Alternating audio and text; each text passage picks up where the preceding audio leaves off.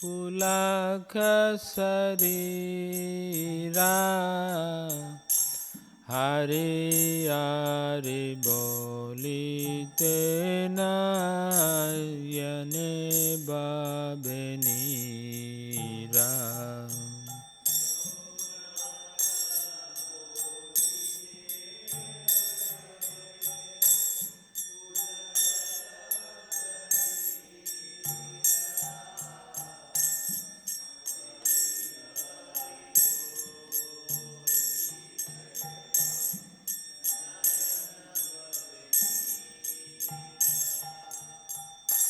Gauranga bolite habe Pulaka sharira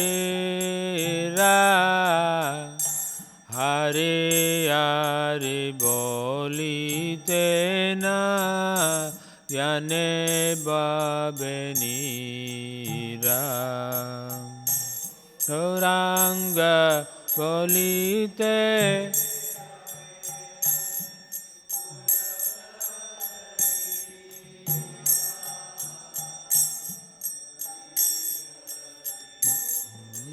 Tena yane Araka benita chande Karuna oibe Sansara vasana mora Kabe tuchahabe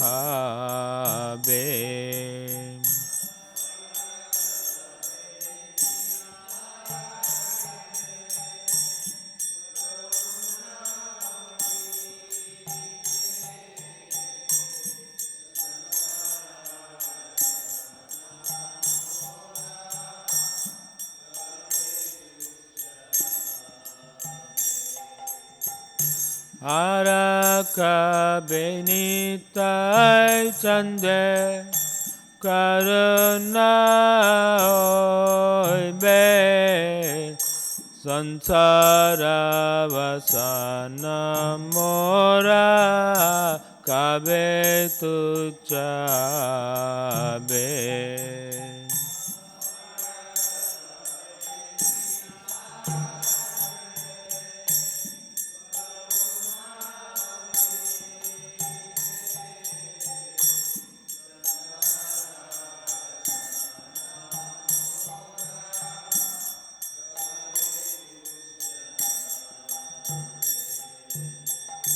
Vishaya chadiya kabe Shuddha habe mana Kabe hamaera bo Shri Vrindavana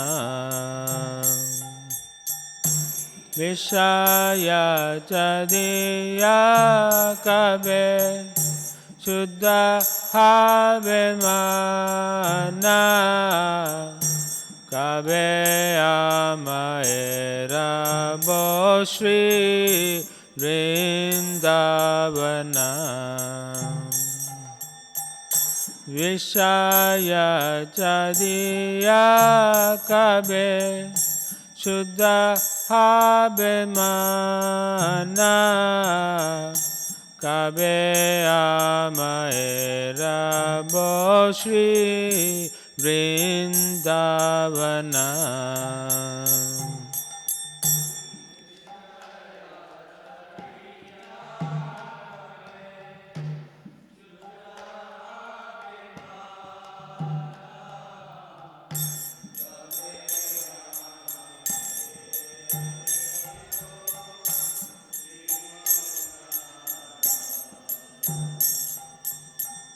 Rupa Raghunatha Pade Hoibe Akuti Kabe Amabuja Bose Yugala Piriti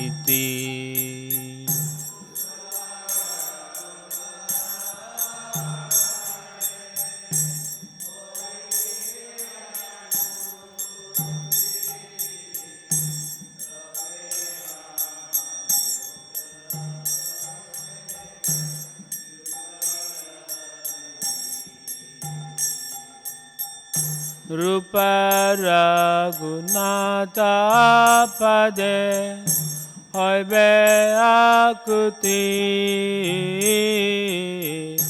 Kabe Amabuja Bose Yugala Piriti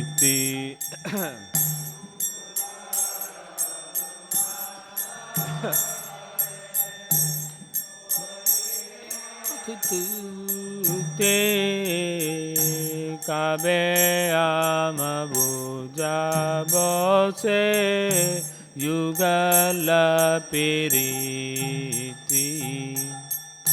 Rupa Raghunatha Pade Rahu Morasa Pratana Koro Esada Narottama Dasa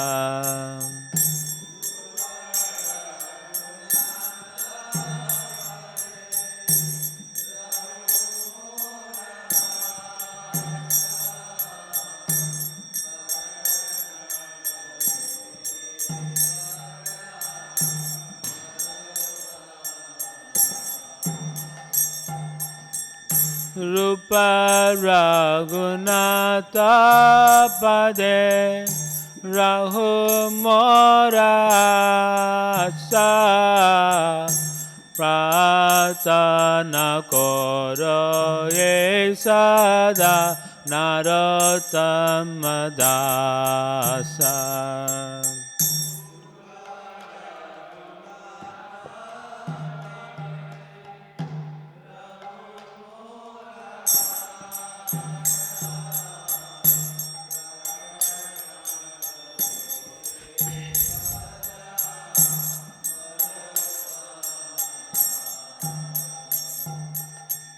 Goranga bolite habe pulaka sharira Hare Hare bolite na yane babenira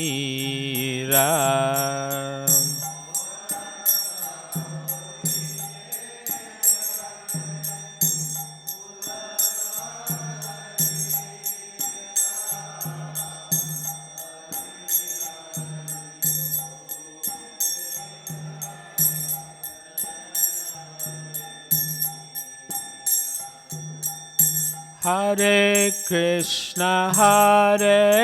Krishna, Krishna Krishna, Hare Hare, Hare Rama, Hare Rama, Rama Rama, Hare Hare.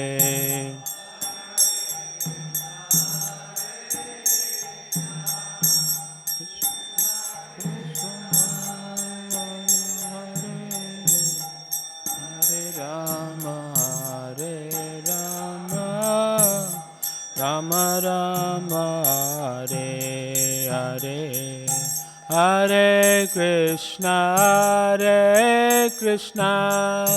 Krishna Krishna, Hare Hare, Hare Rama Rama Rama, Hare Hare.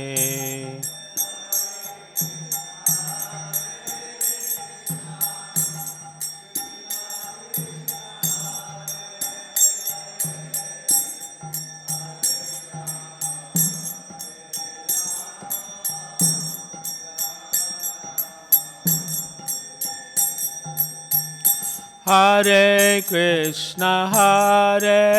Krishna, Krishna Krishna, Hare Hare, Hare Rama, Hare Rama, Rama Rama, Hare Hare.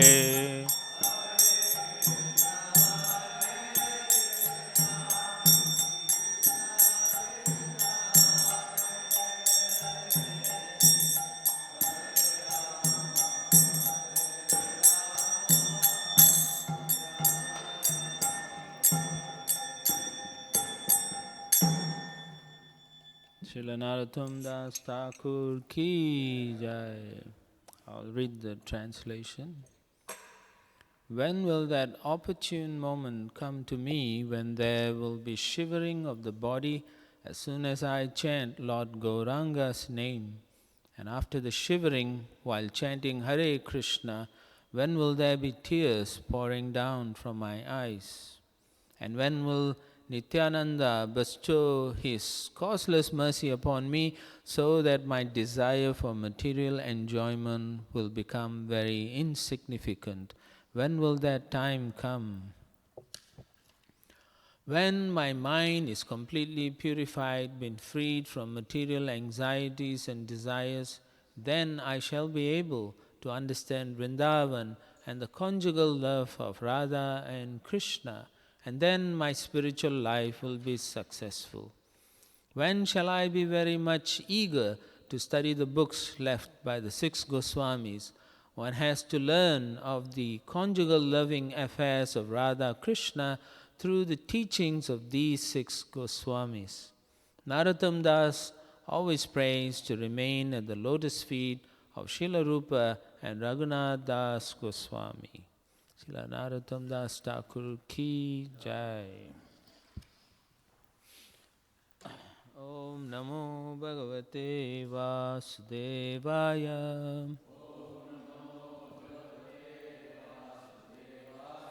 Om Namo Bhagavate Vasudevaya.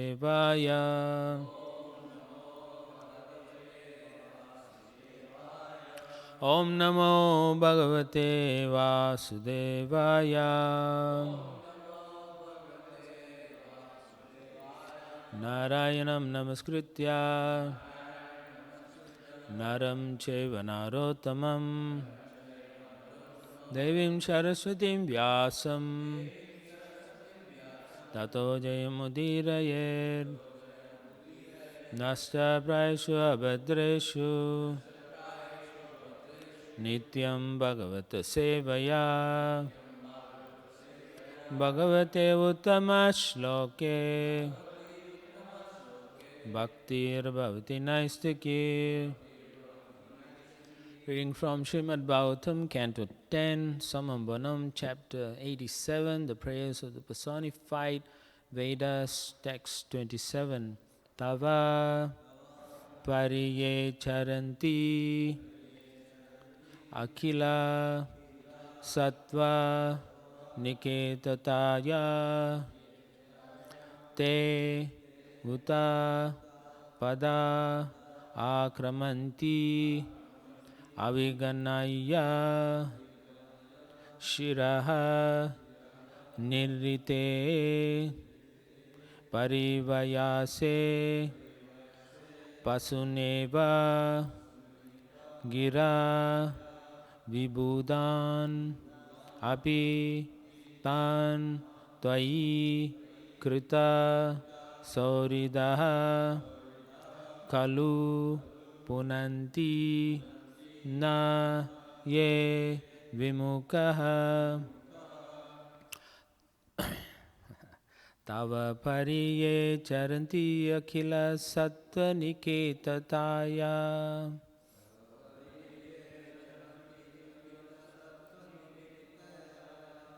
Tava Pariye Charanti Akhila Sattva Niketataya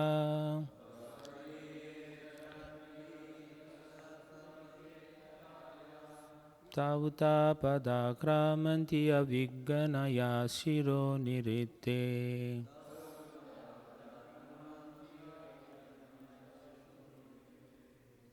Parivayase Pasuniva Gira Vibhudana Pitams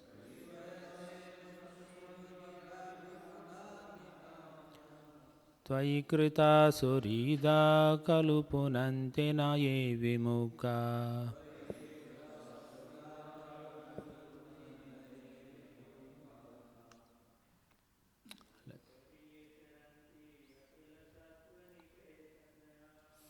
Avapariye charanti akila sattva niketataya.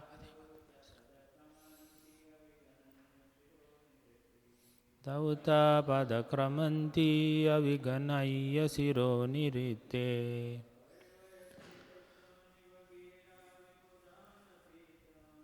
Parivayase vasaniva gira vibudana pitams.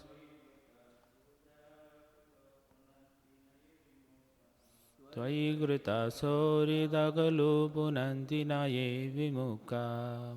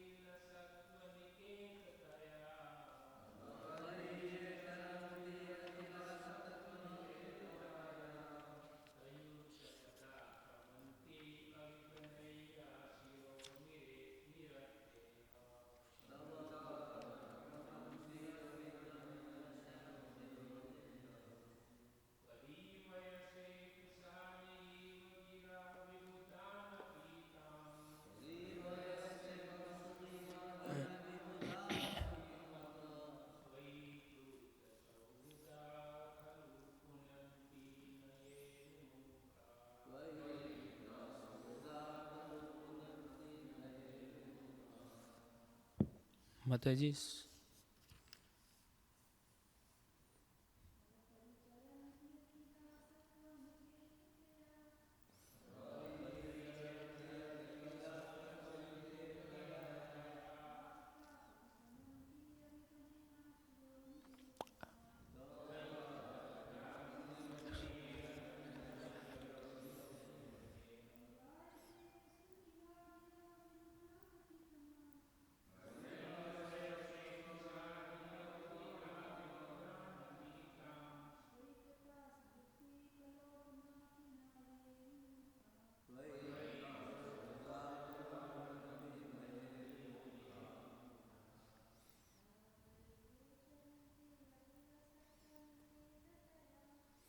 Avapariye charanti akila sattva niketataya.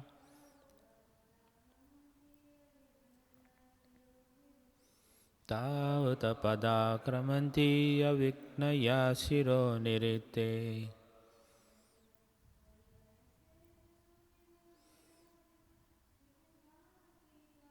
Parivayase pashun nivagira vibudana pitams.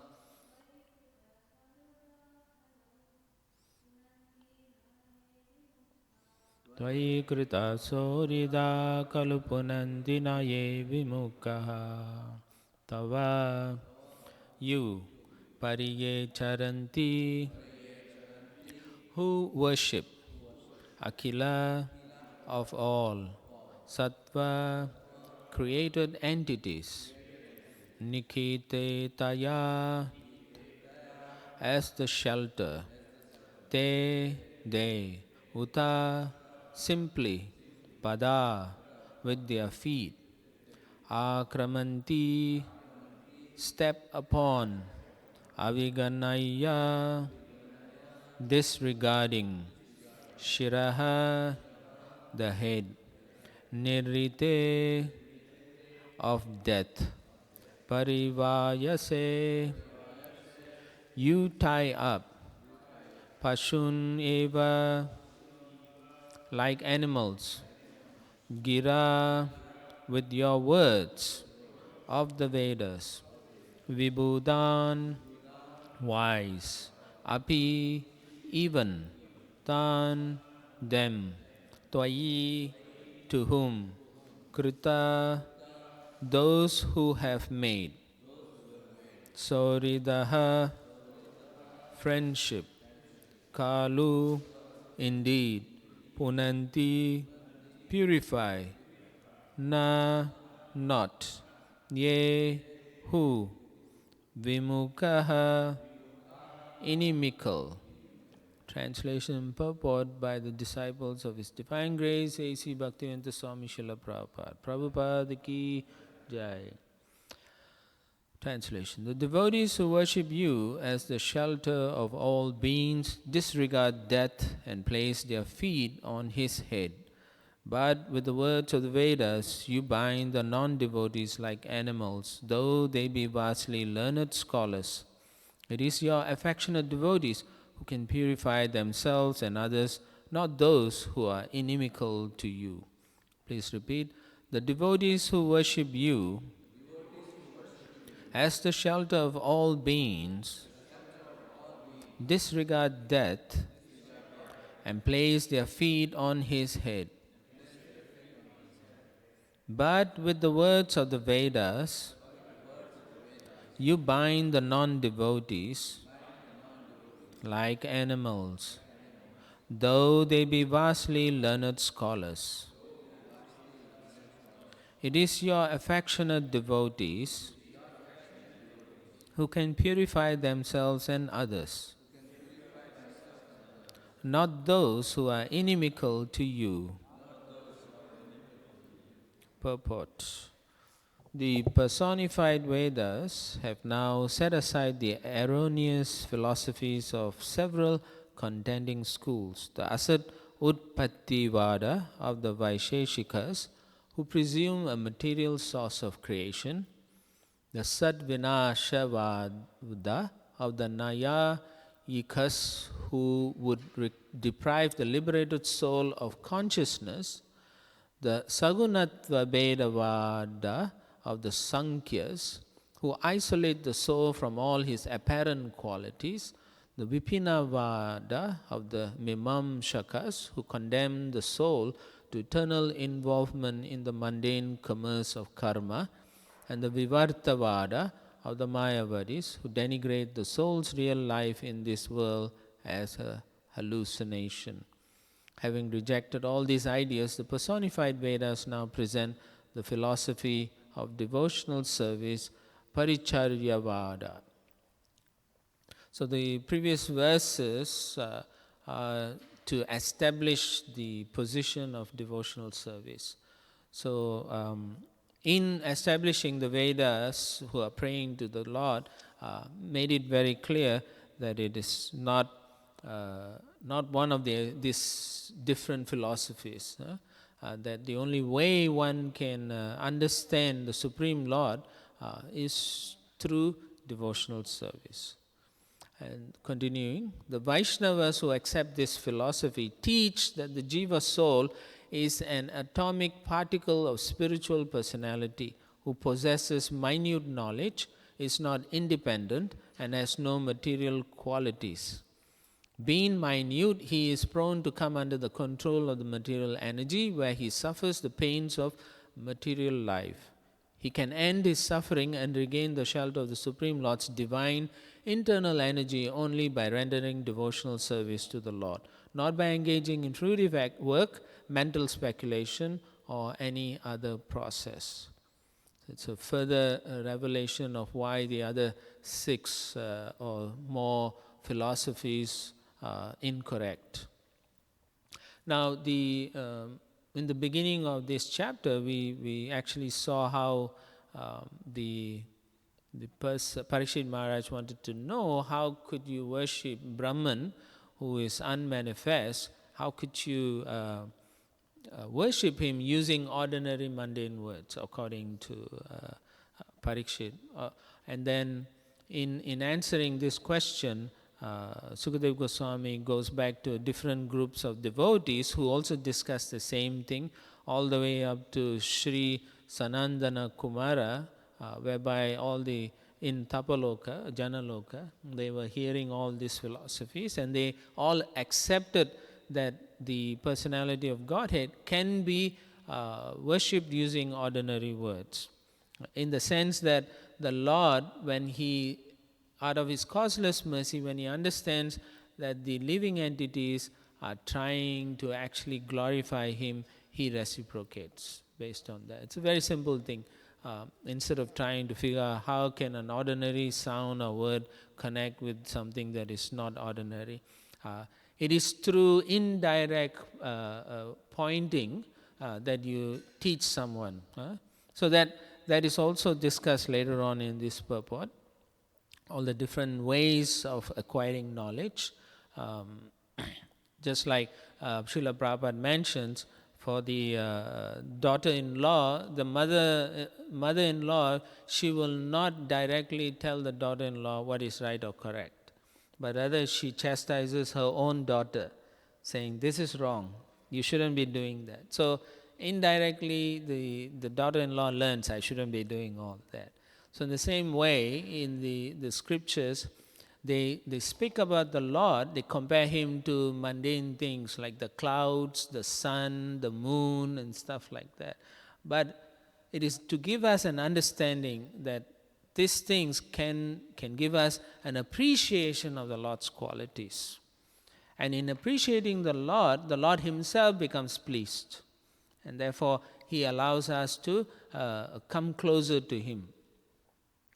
So, basically, the Vedas are showing us that the different schools of thoughts, they lack. What do they lack? They lack in the understanding of who the Supreme Personality of Godhead is. Or they may understand some spiritual aspects, but they do not understand it completely. They may accept the Vedic culture, but they may not connect it to Krishna. But you can see in the devotional school, we accept the Vedas, but we accept the Vedas in connection with the Supreme Lord. Whereas all the other schools, they may accept parts of the Vedas, or they may accept the whole Veda, but they are never connected to the Supreme Lord. So therefore they are incomplete and they cannot fulfill the desires of the living entities' eternal desire to have a relationship that is all fulfilling and all consuming. So they can't fulfill that. Just like in the Karma Mimamsa philosophy, according to here, they say they condemn the soul to eternal involvement in the mundane commerce of karma. To work and I'll be happy. As long as I work, I will be happy. Which is the philosophy nowadays, right? You work hard, you get the results. And so you should be happy. But it doesn't work like that. Because who is behind the benediction of one's karma? Who is the person who's giving that benediction? They have conveniently removed the Supreme Personality of Godhead, who's actually giving the blessings, who's actually giving each and every one of us the results. But these philosophers who don't understand that there's a Supreme Lord, they think, as long as I work, I'll be happy. And we can see in society, so many people are working so hard, right? But they are unhappy. So many people work so hard and they think they will be free of all inebriaties in this material world, and yet they get sick. Yet they go through so much difficulties. And they say, this is unfair. And so such philosophies cannot answer that. They can never answer that. So Chaitanya Mahaprabhu came and he actually took all these philosophies, or rather he wanted to show that all these philosophies lack so many things that doesn't connect with the Lord. So therefore he made it so easy for us. It becomes easier when we take the process seriously. So the concept of Achinta Veda Veda Tattva, which is simultaneously one and different, which means the Lord is everything, at the same time He's not everything. So what it means is we are all expansions. Mama Ivangsa Jiva Bhuta, right? So we are all the angsas, angsas of the Supreme Lord. We are expansions of the Lord. But it is very clearly stated that we are differentiated. Okay? Whereas the Supreme Lord, when He expands as His explanatory portions, they are complete wholes. They are exactly like the Supreme Person Himself. Whereas the living entities are expanded, but they are differentiated. And in this case here it's described, they are very minute. What does it mean, minute? Minute means minute in all ways. The Supreme Lord is infinite, we are finite. He has infinite powers, potencies, etc. We have finite abilities. So therefore, when we were expanded from the Supreme Lord, we had the ability to either understand our original purpose or to be independent of the Supreme Lord. The statement, the scripture is that the Lord actually has so many different potencies, and He has primarily three main potencies, which is the Antaranga Shakti, and then the external energy, which is the Bahiranga Shakti, and the living entities are known as the Tatastha Shakti. Tatastha Shakti means they have a tendency to be attracted either by the spiritual energy or the material energy. Or in another way, the example is given is the shore, as Prabhu mentioned the other day. The waves come and go, but there's a moment when the waves go away, you can see there's a layer of water there for a moment, and then it disappears. So it's not on the land, it's not on the water completely, but it's in between like that. So the living entities are like that. They are tatastha. They can be attracted by the material energy or they can be attracted by the spiritual energy. Without the proper guidance and understanding of their original nature, the living entities have a tendency to be attracted to the material energy because they tend to look and absorb knowledge through their material senses. And that's where the problem is. So I'll continue. As Lord Krishna says in His own word, Bhaktyaham ekaya grahya shradayatma priya satam bhakti punati man nishta swampakan api sambhavat. Only by practicing unalloyed devotional service with full faith in me can one obtain me, the Supreme Personality of Godhead. I am naturally dear to my devotees who take me as the only goal of their loving service. By engaging in such pure devotional service, even the dog eaters can purify themselves from the contamination of their low birth. So it's very important consideration for us. Here, the Supreme Lord, this he is explaining to Uddhava, that unalloyed devotional service has to be done. Not just that, Shradaya Atma, one has to be completely accepting full faith, which means, as I mentioned previously, that when the situation arises in your home or in your own life, we have a tendency to put Krishna out first. We may be very excited to do devotional service, but as soon as some material situation comes up or something that we do not know how to handle in our material life, we say, Krishna, time for you to take a break, I need to take care of my material needs first. Without properly understanding that He is the one who's the source of the material nature. He's the cause of all causes. He can easily, solve our problems. We cannot understand that. It's a very interesting thing that the living entities continue in their life. They just simply don't seem to have full faith in Krishna. So when we read statements like, only by practicing unalloyed devotional service with full faith in me can one obtain me, we think, oh, I'm doing devotional service. so I'm going to get in, right? Maybe, it's possible, but unalloyed and full faith, do we have that? So there's also Shri Krishna says in the Bhagavad Gita about approaching him in devotional says. He says, Bhaktyamam abhijananti yavan yaschasmi tatvataha. That means one can only approach him through devotional service. So he says that many places. What is this devotional service? Is it up to me or is it up to Krishna? That's another consideration we have to think about, because we perform devotional service and then we think we deserve. Right?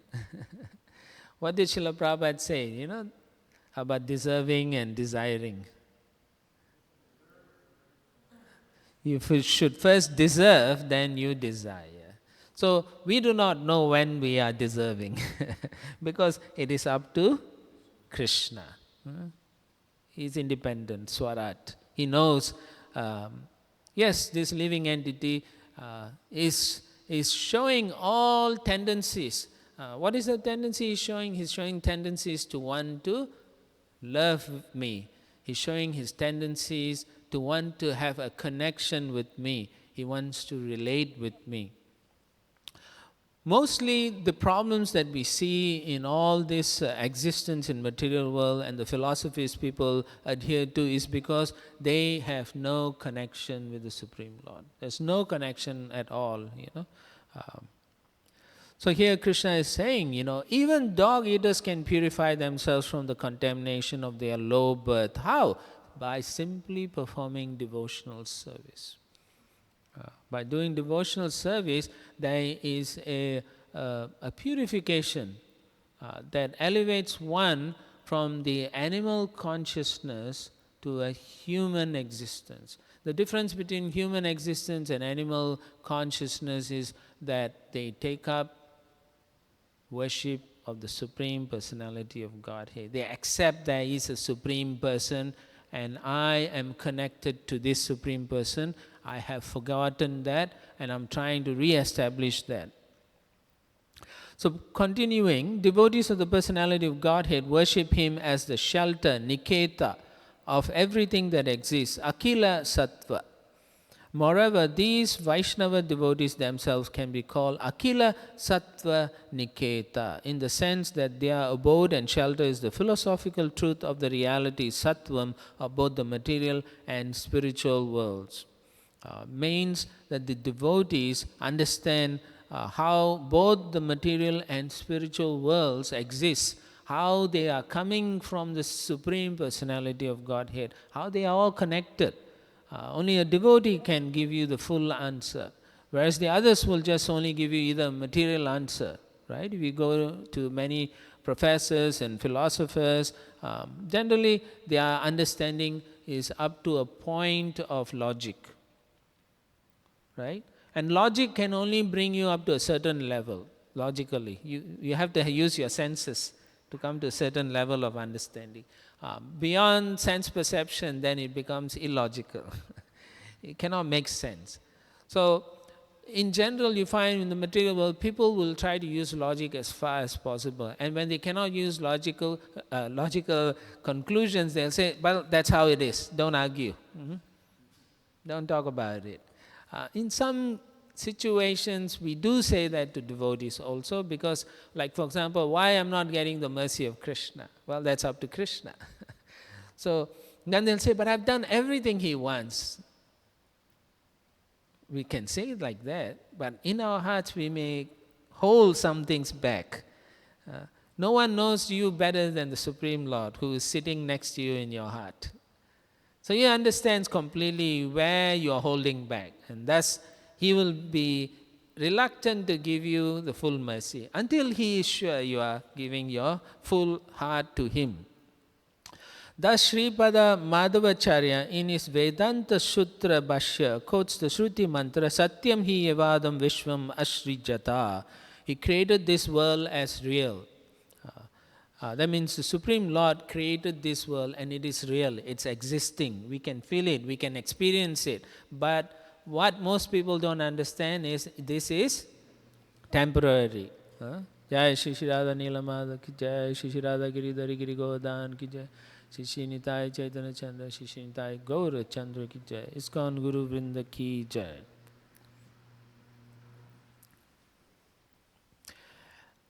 And the seventh canto of the Srimad Bhagavatam refers to the Supreme Lord as Pradhana Pumbyam Naradeva Satyakrit, the creator of a real universe of matter and living entities.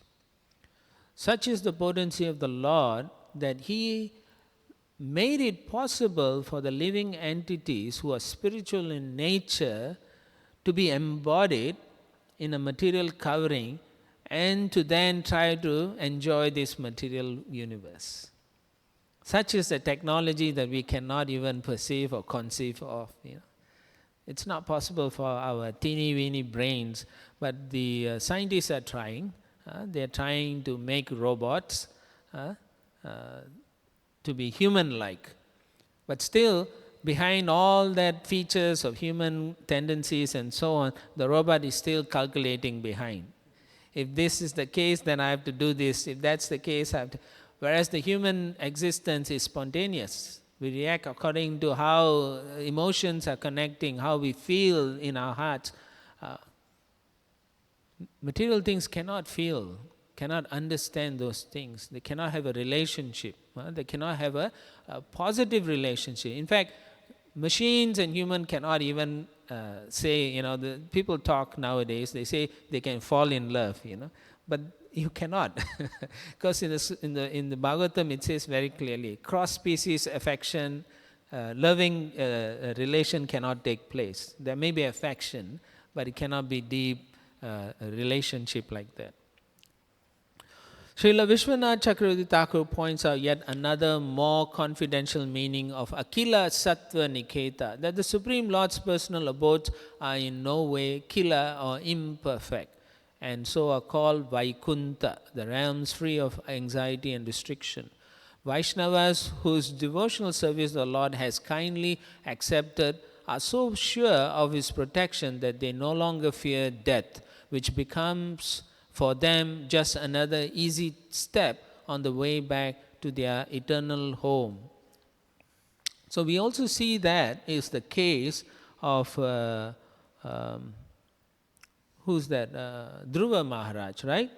Mrityu Kritvaiva Murdni Angrim, that when it was time for him to leave, he put his feet on the head of death and he climbed onto the plane, the spiritual plane, like that. He ascended to the abode of the Lord. Aroraha Hare Padam. That he took the step into the Lord's abode, but by placing his feet on the head of death itself. Like that. So devotees are always given this ability, because the Supreme Lord is Akila, free of all this anxiety, restriction. So Vaikunta means no distress in those places. Everything in the spiritual world is meant to be happiness, no anxiety. Right? Now we form so many connections with so many people, and that if any one of them are in a way affected negatively, we feel either empathically or we feel emotionally, right? Because we think this is reality. But this is not the true reality. This is a temporary reality based on our desires to function independently of the Supreme Lord. Now, the whole material creation is not for us to continue in this existence, but to understand that this is not a permanent situation. The situation here is a learning experience. It is meant for us to understand that we are not meant to be here. Somehow or other, all this existence that we go through in this material world is to bring us to this conclusion that I am not of this world. This is not my reality. So oftentimes you see so many places in the Bhagavatam, this point is highlighted over and over again, that this is not our reality. And yet even though we read it, right, and we say yes, but the very next step we take outside, or very next moment we close the scriptures, immediately we think this is my reality. So such is the potency of the Supreme Lord. He has enabled this material energy to completely bewilder us, our Anatmika Shakti, completely bewilder us. So much so that we do not know that we are spiritual entities. We don't even accept that we are spiritual entities, right? Until we come to devotional practice. And even then it's very difficult to say that I'm a spirit soul. But there's a very easy way to understand that you accept that you're a servant and you do devotional service. As soon as you accept, I'm a servant of the Supreme Lord, I am a servant, then every other material designation goes out the window. We are not worried about that. All you know is I'm a servant. And I'm given this body to perform in a particular way, I will do that. So then we don't even have to worry about the body, because it is not in the way anymore. It becomes a via media to do a service to the Supreme Lord. To understand that requires a lot of mercy also. And that mercy will only come when we are truly opening our hearts to the process of devotional service, and to the Supreme Personality of Godhead, and to the Acharyas, to our spiritual master, like that. And then by their blessings we then accept, and we then know, yes, I am just a servant. I'm nobody. I'm not this designation. I'm not the doctor. I'm not the president of the United States. I'm not the minister. I'm not the civil engineer. All these are just designations. They come and they go. After, when you reach 67, you have to retire. Then you're no more that. You're no more the CEO. You're no more that. If you're president after 4 terms, you are former president, you former worker, former this. And then after a few more years, you're dead. And nobody knows about you. Right? Nobody knows that you even existed. Really, truly. After maybe even a few months after you die, people don't even remember you. So therefore, it's important to be convinced that I am nobody. I'm just a servant. If I do properly and if I please the devotees, their mercy will allow me to understand how I can connect with Krishna. The Vedas are singing prayers to a person. They have taken a personified form and they're singing to a person. They're glorifying, they're using all this knowledge that they are representing. And they're saying all this knowledge should culminate to devotional practice of you. All the Vedas are showing us, teaching us so many different rules and regulations, and all these rules and regulations are what some people are attracted to. And therefore, here in this verse, they also say, you bind the non-devotees like animals, though they be vastly learned scholars. So much they know, they quote all these shlokas, but then they don't understand, I have to serve Krishna, because I'm not part of this existence. So the false designation comes through here. So then I will continue. But are only devotees of the Supreme Lord eligible for liberation from the fear of death? Akuti baya. Why are all other mystics and learned scholars disqualified? Here the Shrutis answer, anyone who is vimukha, who has not turned his face toward the Lord with hopeful expectation of His mercy, is bound up in illusion by the same words of the Vedas that enlighten the surrendered devotees. In the Chaitanya Charitamrita, Mahaprabhu says, this is quite famous verse, Krishna buli se jiva anadi bahirmukha atheva maya tare deha sansara dukkha. Forgetting Krishna, the living entity turns away, bahirmukha, and he is attracted by the material energy. The existence of the living entity is that he cannot remain neutral. Okay? He cannot remain neutral. So each of us know that. Either we are doing devotional service or we are doing something stupid or nonsense. Right? It's true. If you are truthful and if you are honest devotee, you will accept this statement. That if you are not doing devotional service, you'll be doing something nonsense, It is nonsense because it is not connected to Krishna. It doesn't matter, you may be doing something wonderful. But even if you are doing some service that doesn't seem to be devotional service, but you're doing it for the pleasure of Krishna, then you are connected. Right? So just like Hari Vallabh says, when he takes care of his patients, he says, I always pray to Krishna, Krishna, let me help this patient so that they will become your devotees.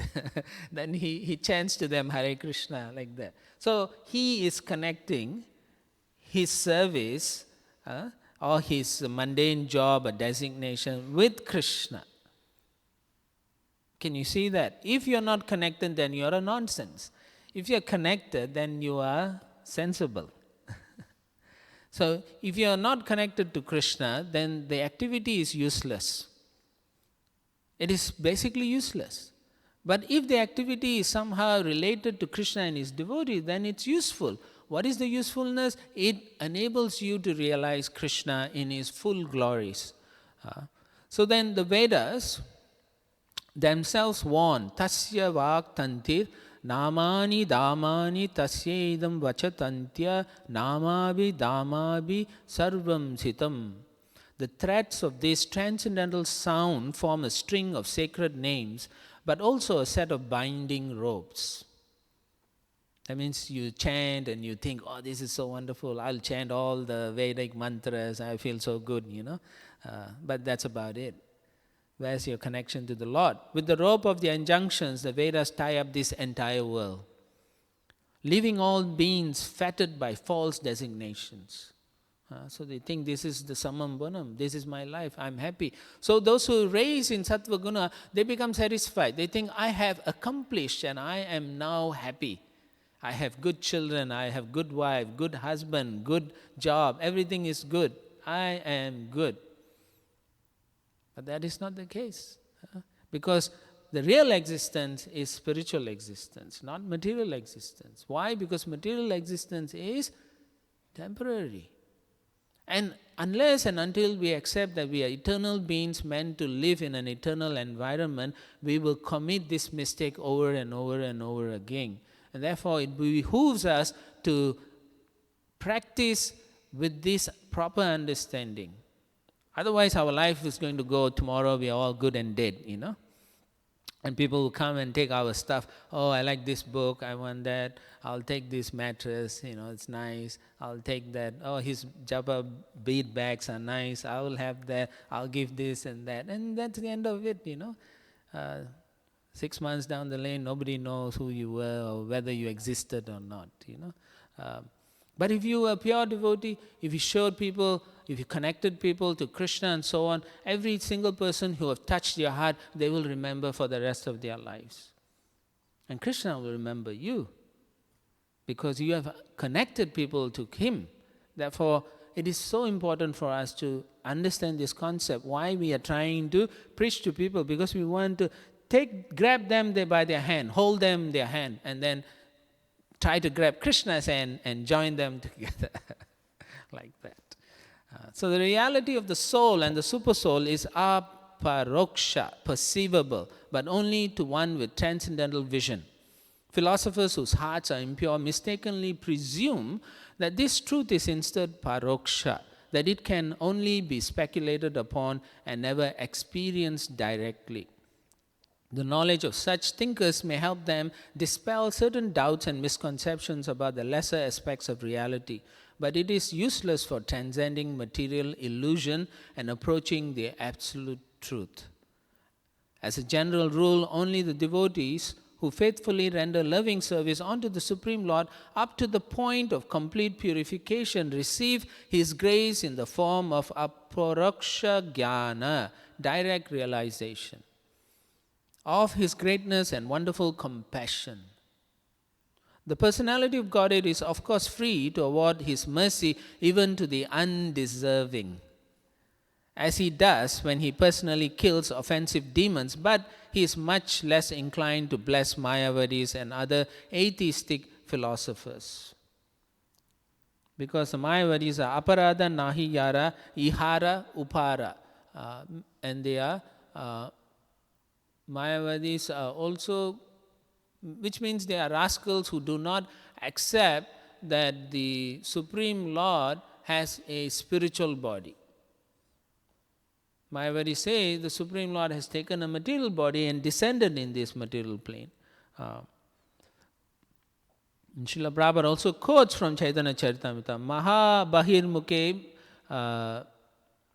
Mayavadi Krishna Aparada. Because they deny Krishna is existing. They're thinking, I am God, you are God, we are all God, we are all Brahman, and therefore they can never understand. And so Chaitanya Mahaprabhu, whenever he sees such offenders, what does he do? He runs, he says, let me go to the Ganges river and jump into and purify. I have been contaminated simply by seeing them. What to speak of hearing them? When Advaita Acharya wanted the mercy of the Lord, he wanted the Lord to chastise him, but the Lord would not because he's senior to him. So Advaita Acharya went and started to study under some Mayavadi.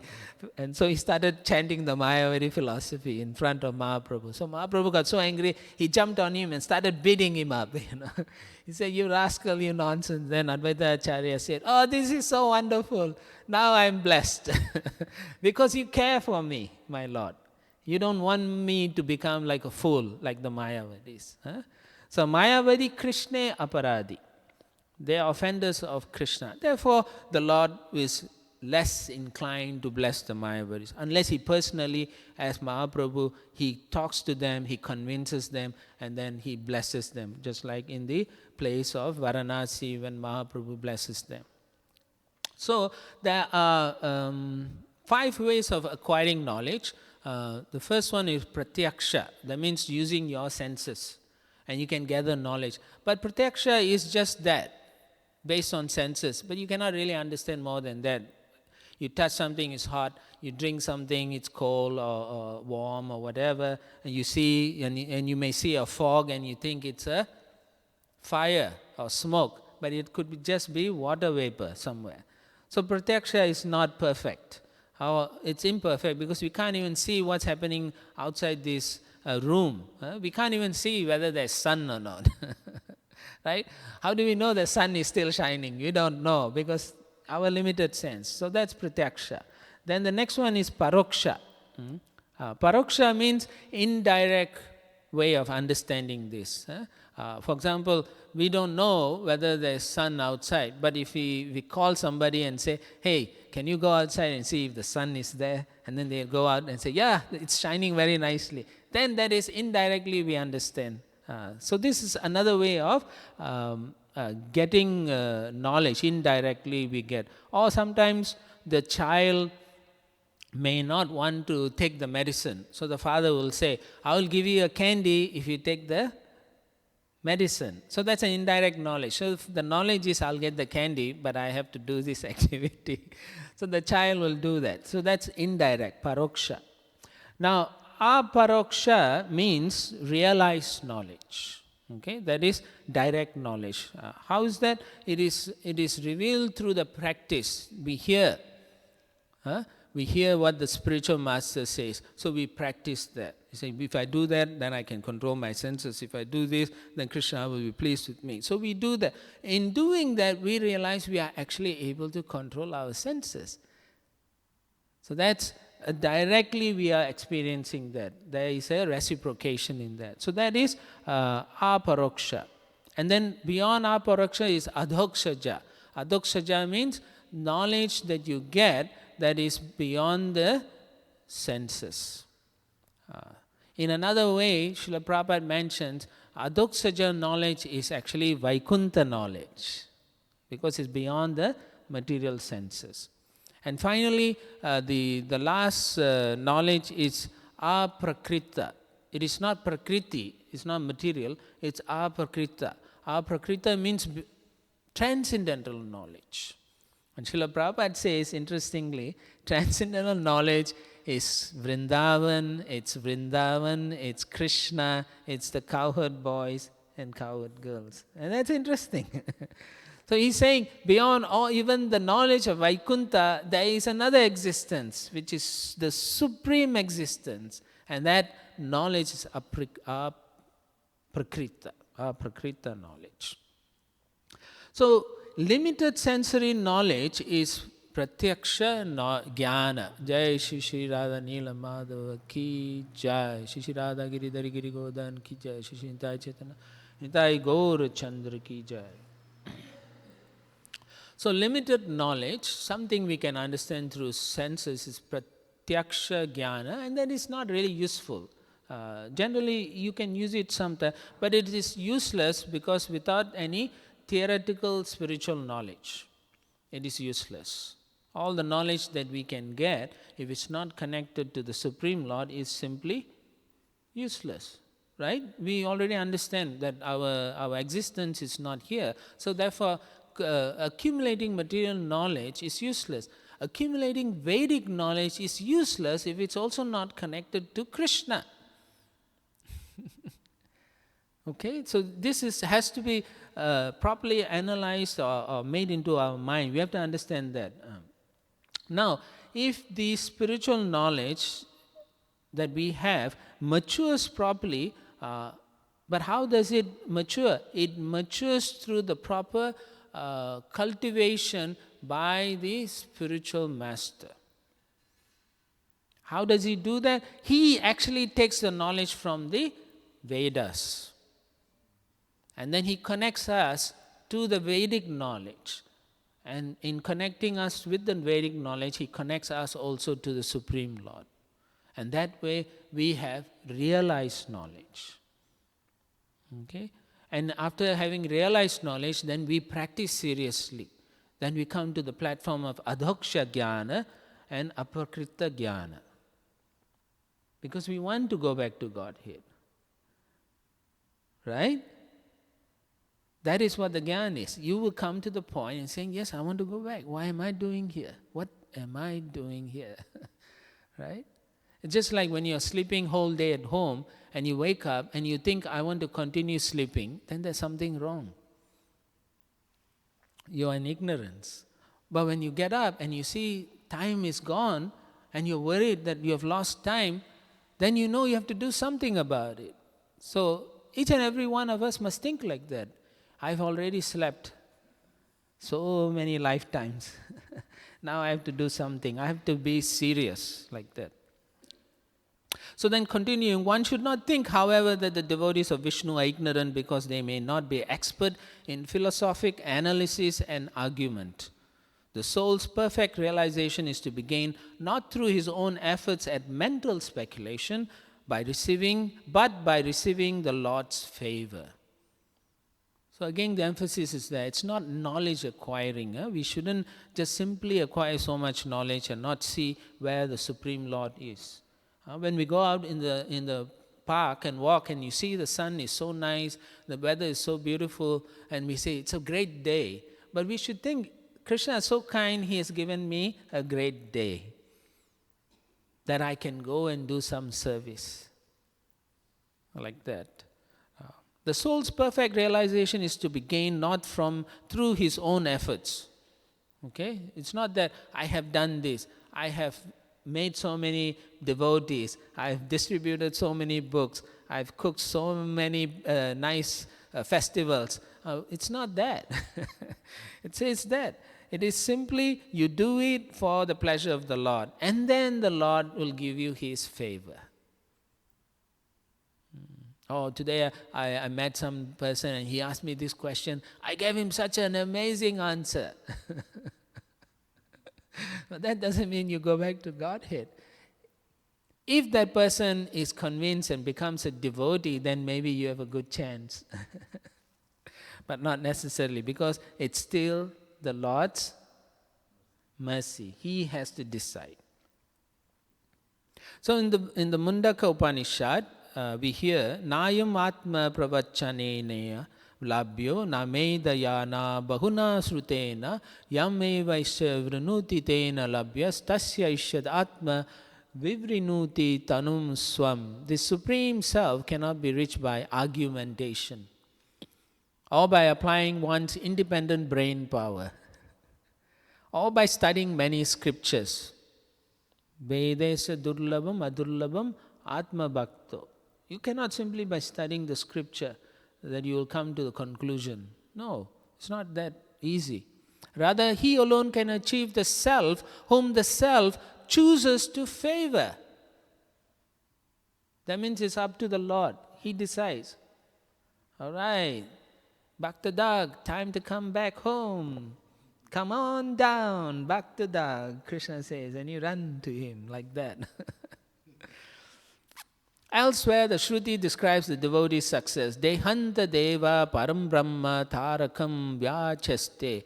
At the end of this body's life, the sanctified soul perceives the Supreme Lord just as clearly as if seeing the stars in the sky.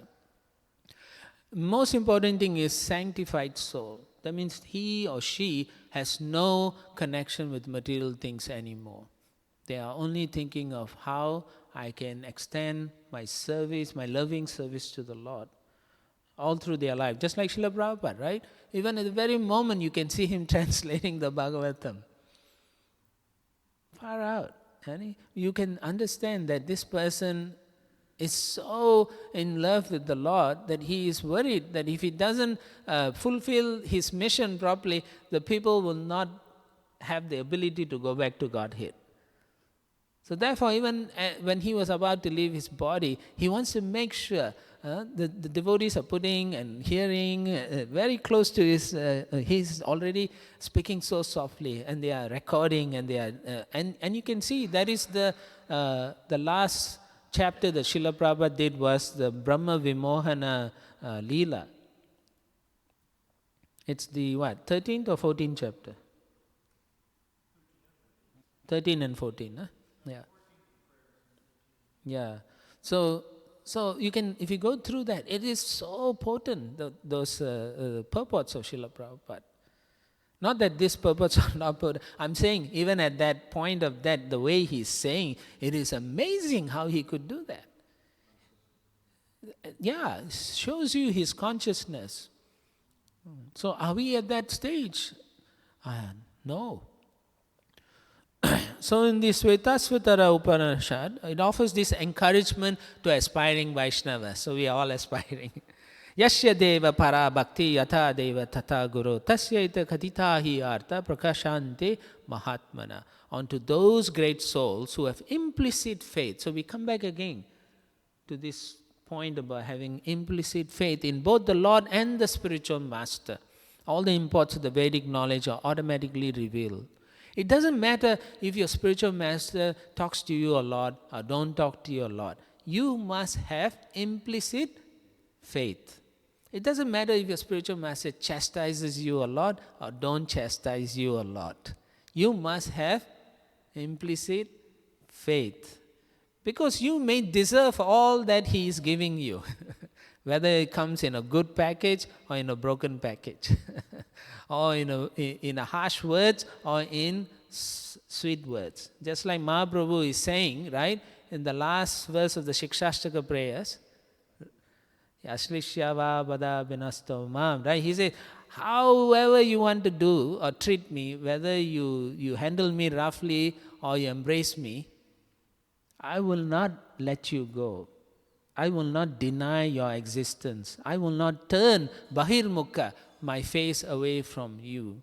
So in the same way, no matter what our situation in the practice of pure devotional service, we should not turn away. We should embrace it, thinking this is a mercy of Krishna and my spiritual master or the devotees. Because of them, I'm going through this purification. It is for my benefit. We should understand like that.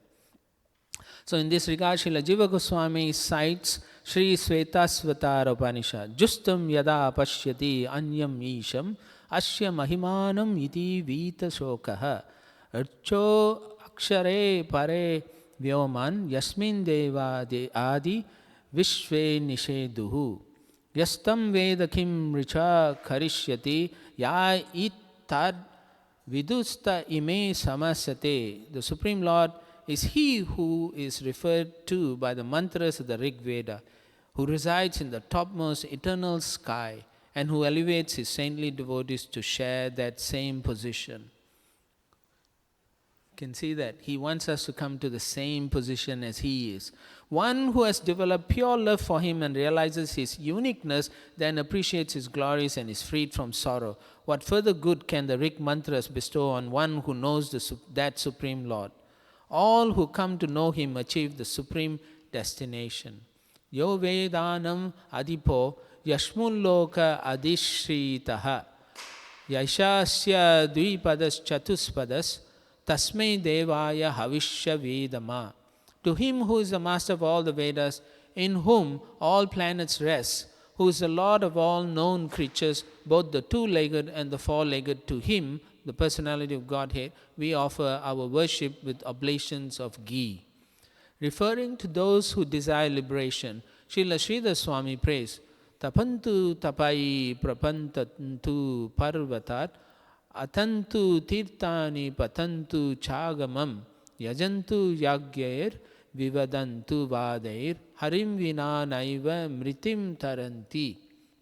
Let them suffer austerities, throw themselves from the mountain tops, travel to holy places, study the scriptures, worship with fire sacrifices, and argue various philosophies, but without Lord Hari, they will never cross beyond death.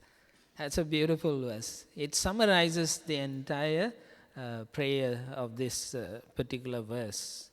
And I'll stop there and I'll see if I can take some questions, corrections, comments, like that. So just understand, Shrota Panta Shruti. Shrota Panta, the Supreme Lord allows the spiritual master, Shrota Panta, to take the knowledge from the Vedas to give it to us. Just like sometimes the child cannot eat solid food. And I don't think it happens in the Western society, but I've seen it in the Asian society, that the mother will take the solid food, she will chew the solid food, take it out of her mouth and feed the babies like that. So in the same way, the spiritual master, he understands the philosophy, and then after digesting it, he allows us to digest it further. Because we are not in the position to understand, so he allows that. Okay? All right, comments, questions, queries. Yes, Prabhuji.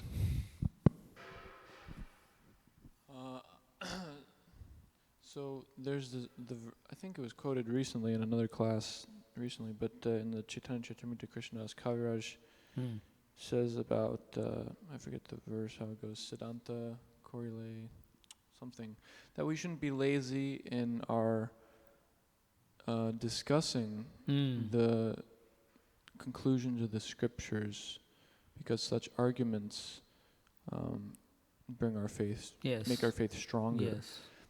And so amongst devotees, we accept this, is it Avaroha Panta or Aroha Panta? I can't remember which is which. But we accept this descending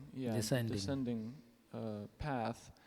And so, we avoid mental speculation about our Siddhanta, about the Siddhanta. And so, but it seems like there still has to be some sort of discussions, yes. Because even if we accept the Vedas as the authority, still there's so much, as we heard today, there's so much there.